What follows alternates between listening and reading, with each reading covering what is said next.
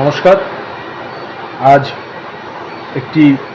অতি গুরুত্বপূর্ণ বিষয় নিয়ে ভিডিওটি করছি। সাধারণ মানুষের বা সাধারণ কিছু পরিবারের একটি প্রবলেম নিয়ে ভিডিওটি করা।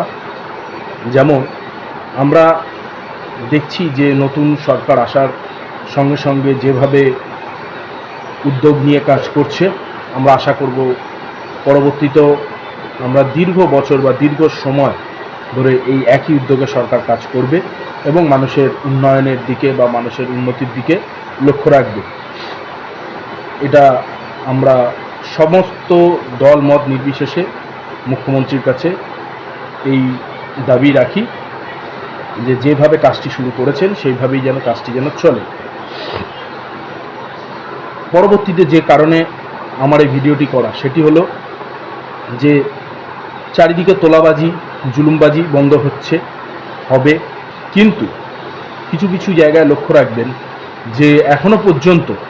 রাস্তাঘাটে পুলিশরা বিভিন্নভাবে গাড়ি দাঁড় করিয়ে তাদের থেকে চাঁদা তোলে, এখনও পর্যন্ত তুলছে, এখনও পর্যন্ত হচ্ছে। আমাদের কলকাতার বিভিন্ন জায়গায় আমরা দেখতে পাই, আমরা রাতে বিরেতে রাস্তায় থাকি তখন আমরা দেখতে পাই, এবং যত রাত বাড়ে এই ধরনের টাকা তোলার কাজও বেড়ে যায়। তাছাড়াও আরও একটা জিনিস আপনাদের সরকারের কাছে একটা আবেদন রাখি।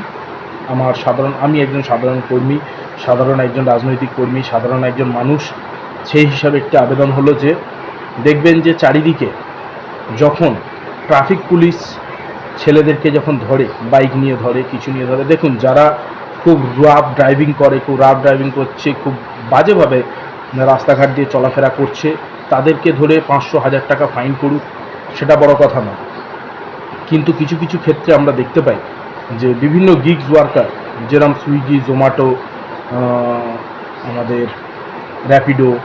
বিভিন্ন কোম্পানি রয়েছে, যেই কোম্পানির ছেলেরা যখন সারা দিন খাটাখাটনির পরে 500 টাকা 700 টাকা হয়তো তাদের তেল খরচা বাদ দিয়ে হয়তো ইনকাম হয়, সেই ইনকাম নিয়ে যখন বাড়ি ফেরার সময় কোনোভাবে ট্রাফিক আইন যদি একটুখানি যদি এদিক থেকে ওদিক হয়ে যায়, তাদের কাছ থেকে কিন্তু পুলিশ জোরপূর্বক, হ্যাঁ অবশ্য আমি বলবো না যে না আইন ভাঙলে সেটা খুব ভালো জিনিস, সেটা আমি বলছি না, কিন্তু এটাও লক্ষ্য রাখতে হবে যে সেই ছেলেটি সারাদিন খেটে রোদ্দুরে ঘুরে মানুষের সেবা দেওয়াই বলে এটিকে, তার কারণ কারুর বাড়িতে খাবার পৌঁছে দেওয়া, কোনো মানুষকে অফিসের স্থানে পৌঁছে দেওয়া, সেই